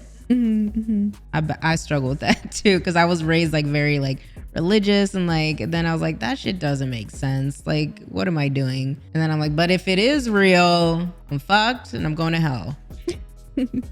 Have you ever gone hunting for like the little eggs that you crack open? There's all the crystals inside. I really want one of those. What are they called? Like those geo rocks? Yep. Geo hunting or some shit like that. Yeah, right? No. They're usually amethyst, I believe. Yeah. I've never done that, but that'd be so fun I feel like to do. that would be cool. I feel like I need to get some crystals now. Because I think I've always thought they were really cool, like at least beautiful to look at. But if you get too many, then you look like a fucking hippie. There's nothing wrong with that. I'm not judging anybody. My dad was a hippie, fucking crazy guy. But yeah, no, it's aesthetically, I don't think my place I would like too many crystals, but I do think they're beautiful and I want some. So you're a mystic, you're a psychic. I'm just kidding. I was about to say. But you do tarot readings and shit? I do tarot readings. Did you get into like crystals and all that shit? Do they go hand in hand or no? They could. They don't have to. Do you like, are they one and the same to you in a sense? I think crystals bring you energy, and the way I read tarot cards is based off of energy intuition, whereas other people will see it as a more spiritual thing where you're actually talking to spirits. Oh. And gaining information through that. Okay, so I didn't tell you this, but I'm kind of nervous for you to do a tarot reading. How'd you get into this? I think it's always intrigued me. And I don't know how I know things sometimes, but I know things. You just know shit. It would kind of scare my ex every once in a while. Yeah. There was a time where we had a situation and months had passed by. And I think I'm also very good at reading people too. But his sister came by to my work and asked if we were gonna see our friend later, and she had to do with the situation. And just by the way she said her name and the energy she put off, I was like, he talked to her. I'm just like, he talked to her. I'm like, I know you did. And like this and that. Like, and I don't know how it is or how I can feel people's energy or so good at reading people, but I follow my gut instincts, and whenever I follow my gut instincts, it's always right. Right. I want to know how, like, what you read from me, or like what you read from me initially, any of that. Please tell me. I don't know, like when we met, or like what kind of energy I give off, or I don't fucking know. You said like, right? I'm sure you got something. You always came off to me as a very chill person, a very free-flowing person. As you said that you are kind of a loner, and I think you like to see yourself as a very sociable person, but when it comes to getting people being in your space, you very much have built up a wall, and majority of the time I feel like you are the reason that things don't get as far as they should have with specific. Ooh. You are always the person to like cut things off. Interesting. See, my therapist said the same thing. You come off that way. I think you're right. Like, I think that I am a loner. I'm very careful with the people that I have in my space. I think that like my relationships, so my last relationship I ended, and that was like mid 2020, and then social relationships I didn't end, but I'm happy they're done. Like, I'm like, okay, that makes sense, and I'm out of here because I don't want these people in my life anymore. So yeah, but I feel like I'm still learning every day about people. I have a really good intuition and gut feeling about people. I think sometimes like I will read a person and maybe too well, and so sometimes I'm like, how do they not get this? Does that ever happen to you? How do they not get this, as in? Like, how do they not understand like what they're doing, or are they not self-aware? And I think sometimes that gets me in trouble because I'm like, how do you not see this? Like, can I help point this out to you? And like, that's not my place ever. No. So, yes.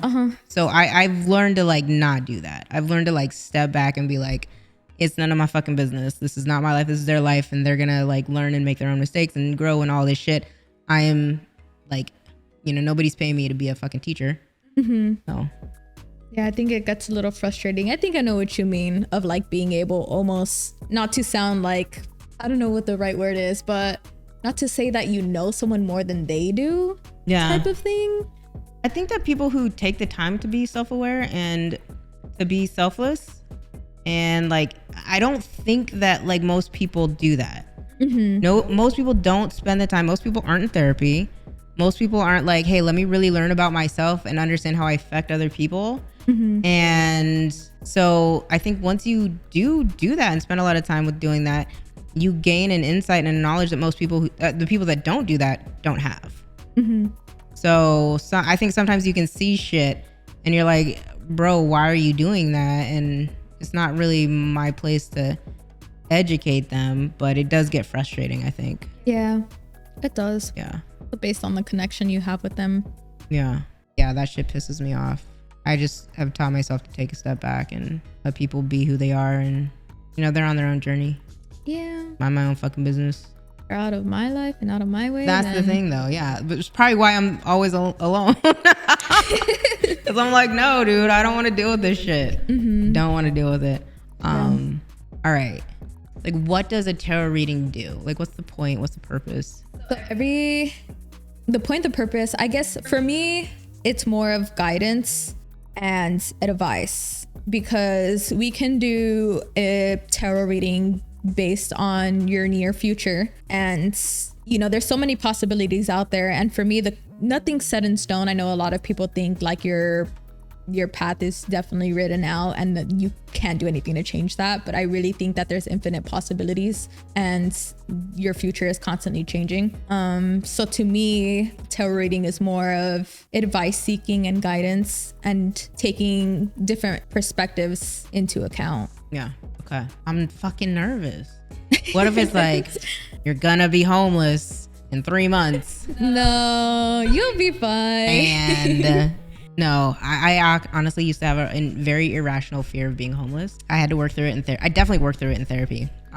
What it came down to was I was very insecure about disappointing my father and disappointing people, and like the ultimate, like to be the ultimate disappointment is to like, and I know this is all not true, but like in my, like the fear in me was like, the ultimate form of disappointment for my father is for me to not have done anything with my life and to like get to a place where I was on the streets. Yeah.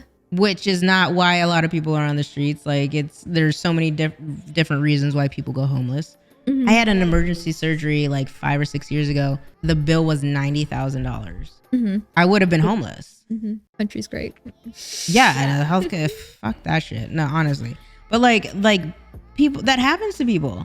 You know, and they can't afford it and their shit gets taken away and they're on the street. Anyway, there's lots of different reasons as to why people are homeless, and it's very, very sad. And I do whatever I can to at least bring awareness to it. I didn't do it last year or the year before because of COVID, but on Christmas, usually I try to volunteer. I'll serve food and stuff. I believe that if we are able-bodied and healthy, we should do something, whether it's just it doesn't have to be monetary. We should be doing something to help people less fortunate than us. Period. But it's crazy, the level of homelessness in this city. And like people will come here and be like, oh my God, it's disgusting, whatever. It's like, dude, these are people you're talking about right now. You know, like they either have mental health problems or like they had a fucking doctor's bill that they couldn't fucking afford. And like there's children on the street because like it's so sad. I get pissed off when people talk shit about homeless people because it's not their fault. Even drugs, even addiction is not taken as seriously, you know, like people blame addiction on the person rather than saying this is a fucking disease. Exactly. So based on choices that they had made themselves. Right. Anyway, that's my unrealistic fear. I don't think I'll ever be homeless because I have a very supportive, loving father. And if I ever got to a place where I couldn't support myself, I'm sure I could go hang out with him. I don't think I'd ever be on the streets. I'm very lucky for that. Anyways, okay. Let's get your tarot cards. Let's do a fucking reading. Let's cross our fingers that it's amazing and that I have $10 million waiting for me next week. It's not that specific. Predict it. I will try my best to manifest it for you. We're going to manifest that the tarot reading is going to give me $10 million next week. Thank you. Okay. Let me grab them. I'm nervous. Let's do like a insight into this year. And then let's do a love life prediction. Oh my God, what if this is going to be alone forever? I don't think it'll say that. You don't know.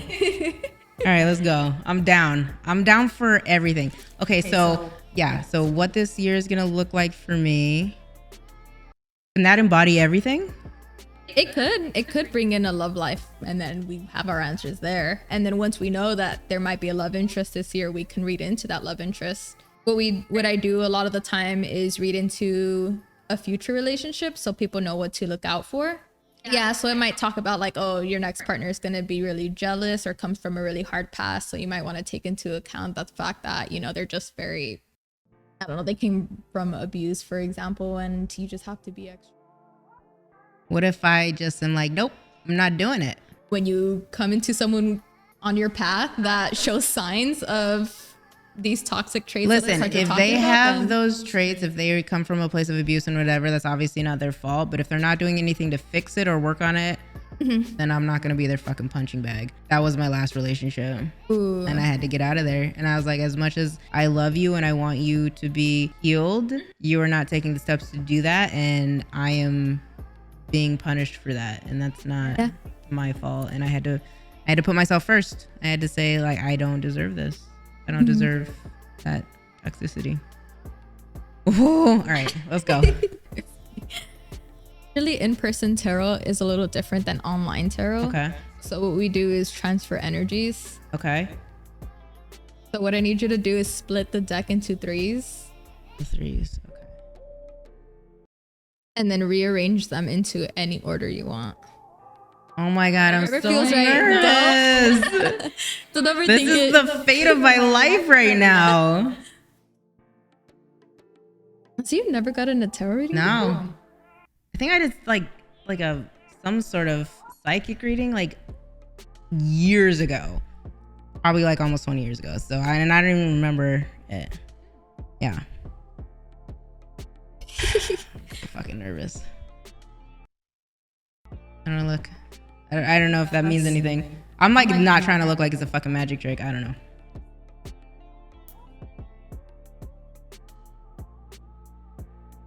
So the Ace of Cups, for example, it's the Ace of Cups reversed. It talks about this card may signify delusions or disconnect with reality in regards to relationships. Oh, fuck. Oh, I feel like that's intense. Okay. Wait, can we talk about it? Yeah. So I'm delusional about relationships? The reality of the relationships that you may have with someone. So maybe perhaps there might be a relationship this year that you're going to take on a little too far and not realize maybe it's going to be toxic, and you're not going to realize that it's not healthy to have around, and then continue that relationship this year until it's too late. But we also have 2 other cards to read, which could also bring insight onto it. I would like to think that I'm in a place in my life where I would not put myself in that situation again. Yeah, especially if you were just saying that you feel like you're not tolerating other people taking abuse or not serving you any. And I've done a lot of fucking work in therapy and shit and to getting to this place. So yeah, you should be protective. Fucking upside down cups. Unless fucking business. Something in their life takes a turn and then you end up hoping for the best for them, but it doesn't turn around. Then it affects your relationship with them. But we have the 2 of Wands in the middle. The 2 of Wands. This card signifies courage, power, of which Do is a symbol, and venturing forward into new experiences without fear. The Do is crossed, mimicking the many branching forks in the path of life. I think this is going to be a new person that's going to cross into your life. And that I'm going to get fucked over by them? You might. Hold on, read this one again, if you don't mind. Yeah. This card may signify delusion or disconnect with reality in regards to relationships. This doesn't have to be a romantic relationship. This could be a friendship too. I'm team no new friends. I don't have any friends right now. I don't have a lot of friends right now, but all the friends I have right now, those friendships are solid. I've had them for a while. Fuck. Oh my God. I think this is a new person. If I can't sleep because of this, if this gives me anxiety, I'm talking to my therapist about it. I don't give a fuck. I'll tell him your name and address. Message me. Let me know if you need something else. Fuck. I've had people in my streams come back and they're like, your reading was right.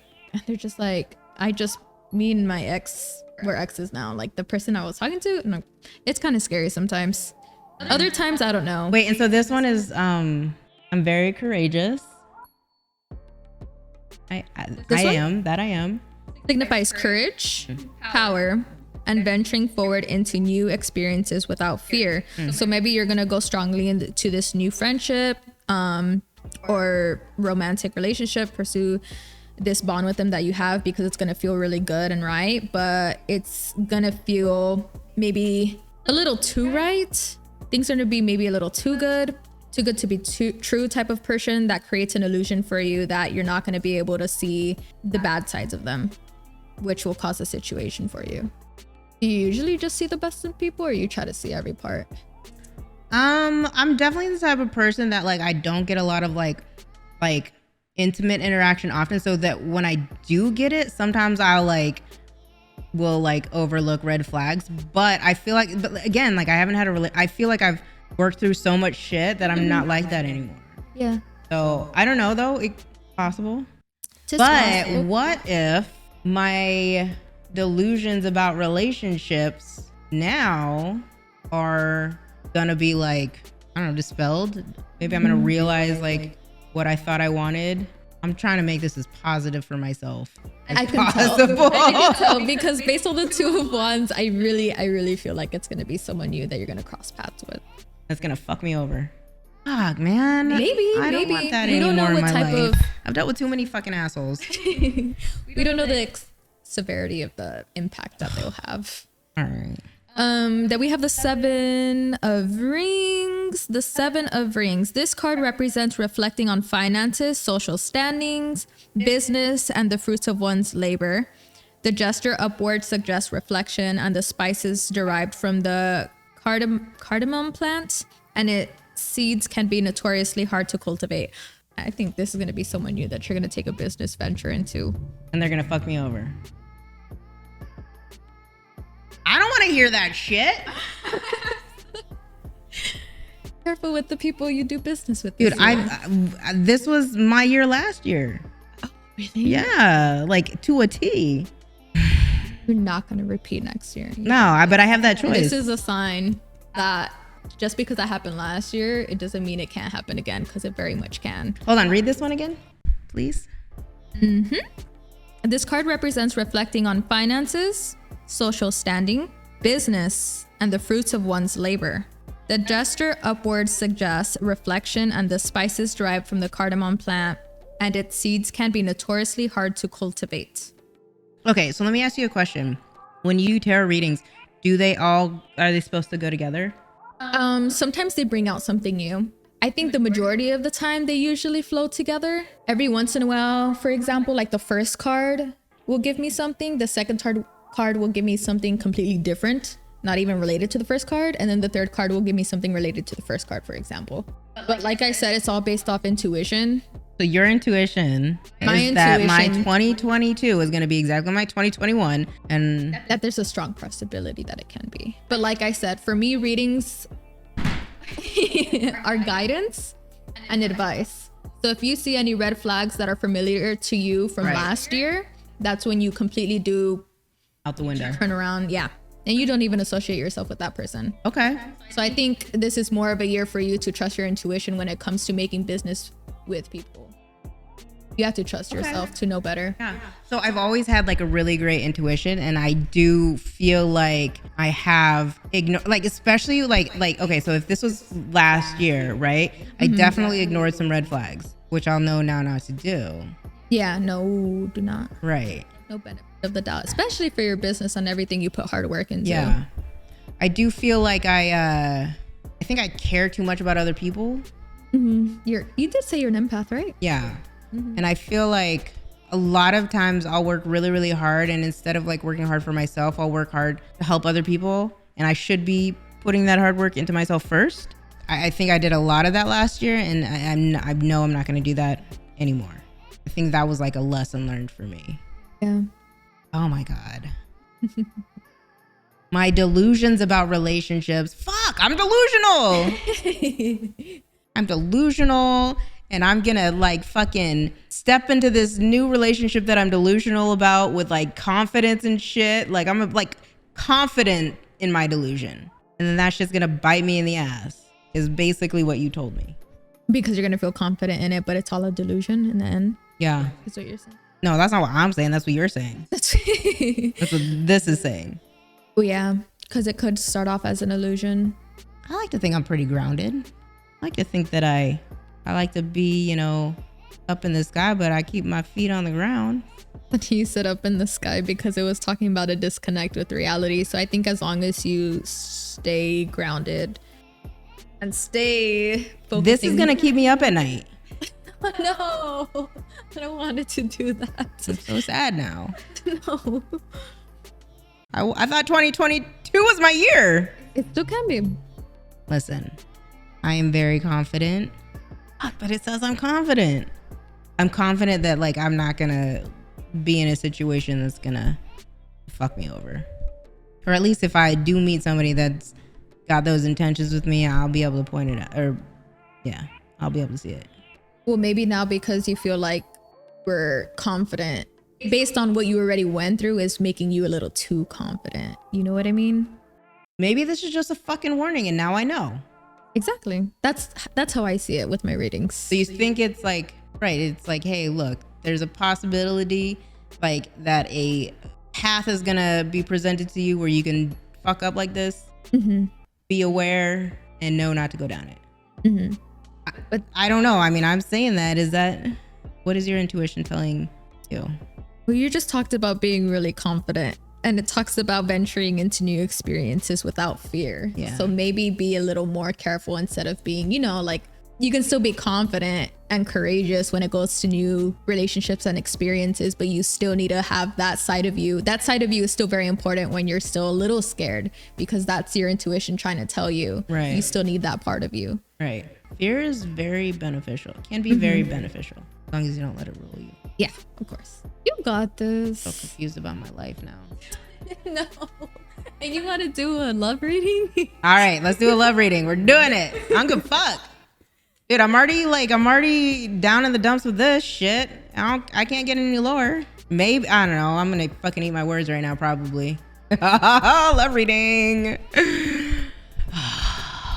Do we see if the next person you're going to get involved with, if this is a new person or someone you know?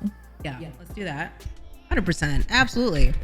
Is there anybody that I know already right now that I would like fuck or like be in a intimate relationship with? Yeah, absolutely. Multiple people, I think. Yeah. There's some cuties out there that I know for sure. There's cool people out there. Oh God. Oh no. It's upside down. Upside down. It's upside down. It means it's bad. No, I think to me, so the Hermit reverse is signifying that the next person you're going to get involved with is someone that you don't know. It's going to be someone new. Okay. I'm here for it. Hope they cute. Hope they have good style. Well, let's learn about them. This is so cool. I mean, it's not cool because I'm about to get fucked up, but... Oh my God. Is that the fucking cardamom spice again? Fucking hard to sew and shit. Wait, what is that one? So 10 of Rings reverse. This card can imply loss, theft, uncompromising values. Sounds like a pretty stubborn person. And an obsession with socially acceptable roles and routines. That does not sound like the type of person you need. No, it doesn't. But it's upside down. Does that mean, I don't know. No, that's the reverse side. Wait, but you didn't read the first one yet. No, the Hermit reverse just lets me know if this is someone new or not. Oh, okay. I don't read that one.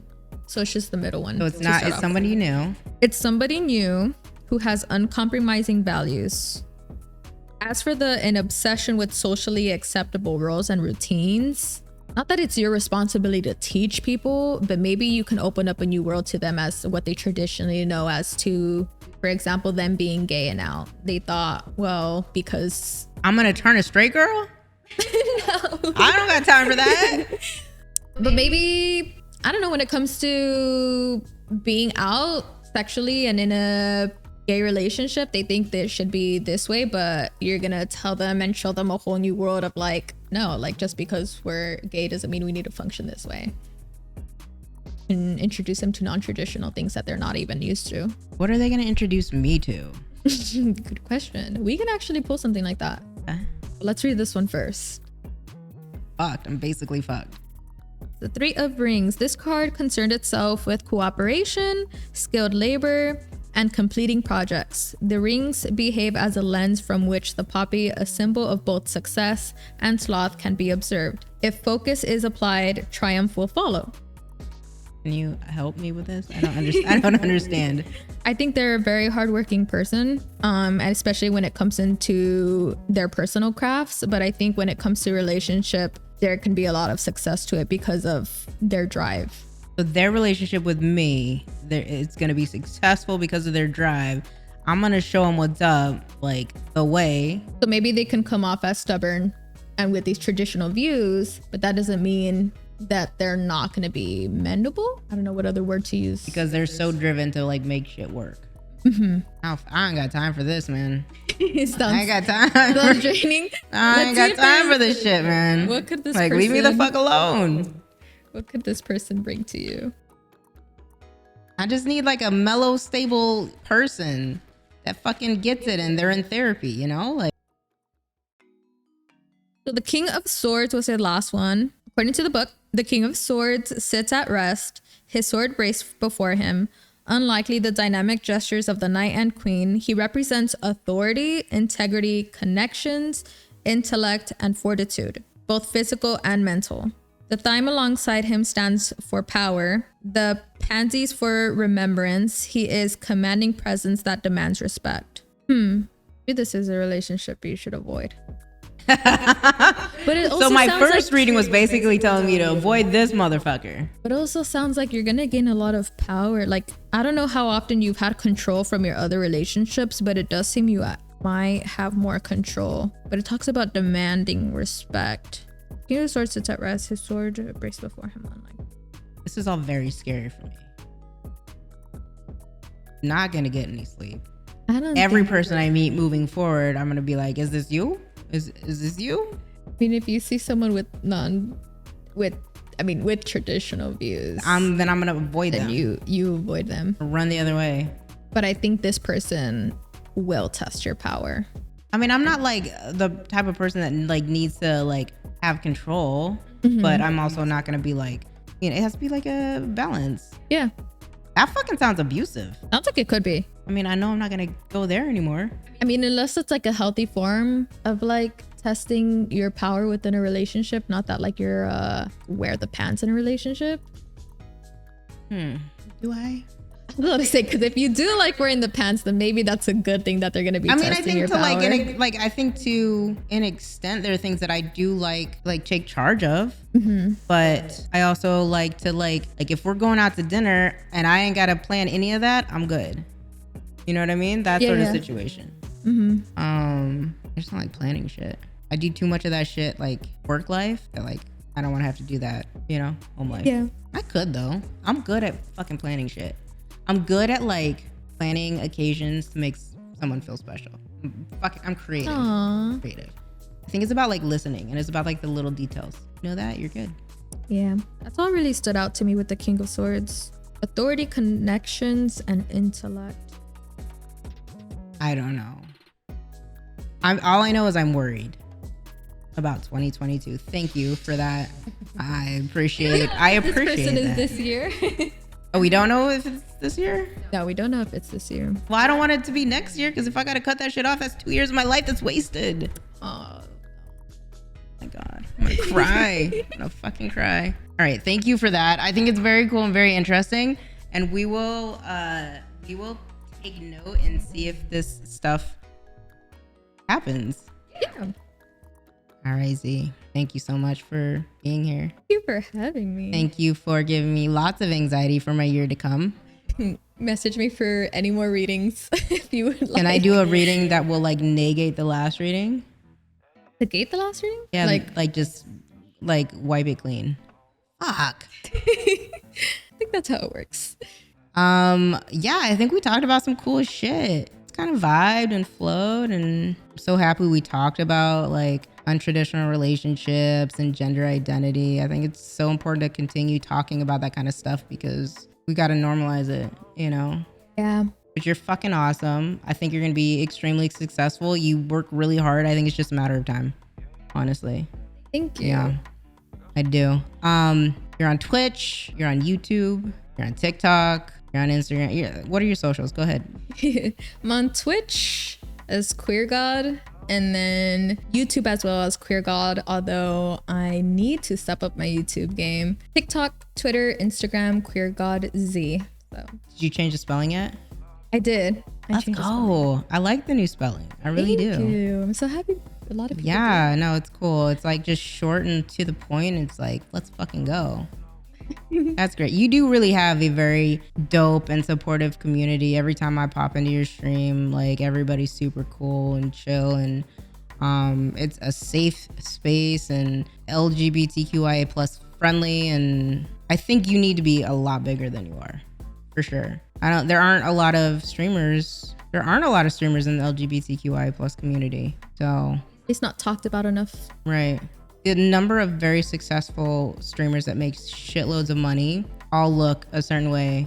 They're all white, straight men. There's plenty of room for us. So we gotta continue supporting each other and working together. And, I think that with your work ethic, you're gonna get there for sure. What are some of your future plans? What you got going on? So, as you know, I'm gonna graduate from graduate school. I'm hoping to continue Twitch. Right now, Twitch has been keeping me financially stable. If I could continue Twitch full time, I'm gonna do that. If not, since I do have experience in digital arts, maybe do some commissions on the side. If I can work for a gaming company that is hiring for a marketer, then I would actually love to do that. That'd be cool. A lot of gaming companies in SoCal. You host Apex tournaments. I do. I love hosting Apex tournaments. Are fucking goated at Apex. Thanks. You gotta carry me. We still haven't played together. What's your stream schedule look like? I'm live Sundays, Tuesdays, Wednesdays, Fridays. While I'm in school, that's my current schedule. What time? Usually around 1 p.m. Pacific Standard Time. How long do you usually stream? I aim for 6 hours. Sometimes it'll go to 8 hours. The shortest is usually 5 hours. I do stream a pretty good amount of time, I'd say. Love that. All right, that's it. That's all we got. Let's go. Woo! This was fun. Z is in San Diego. Thank you so much for driving up and hanging out. I think these are so much more cool in person than just doing it online. So I want to continue to try and do this shit.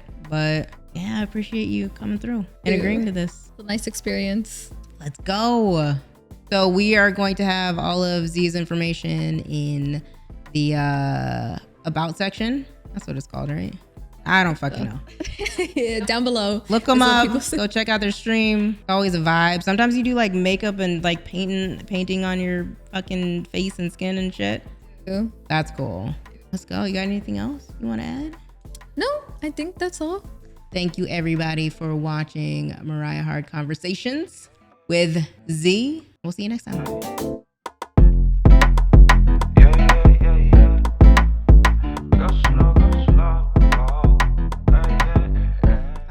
What's up? Okay, so I got to give a shout out to BBTMO. He is sponsoring Mariah Hard Conversations. Super dope individual, super dope human being. He's just very, very giving to the Black or the women of color in gaming and in streaming. Super dope individual, and I just want to shout him out and say thank you for the support, for the sponsorship, giving us the opportunity to break some shit off for our guests, and also to edit and do a little bit of marketing for the show. I sat down and talked with him, and our visions kind of align with how we want to help people out in this space, and so I'm really, really happy to be working with him. So thank you and shout out to BBTMO for the sponsorship.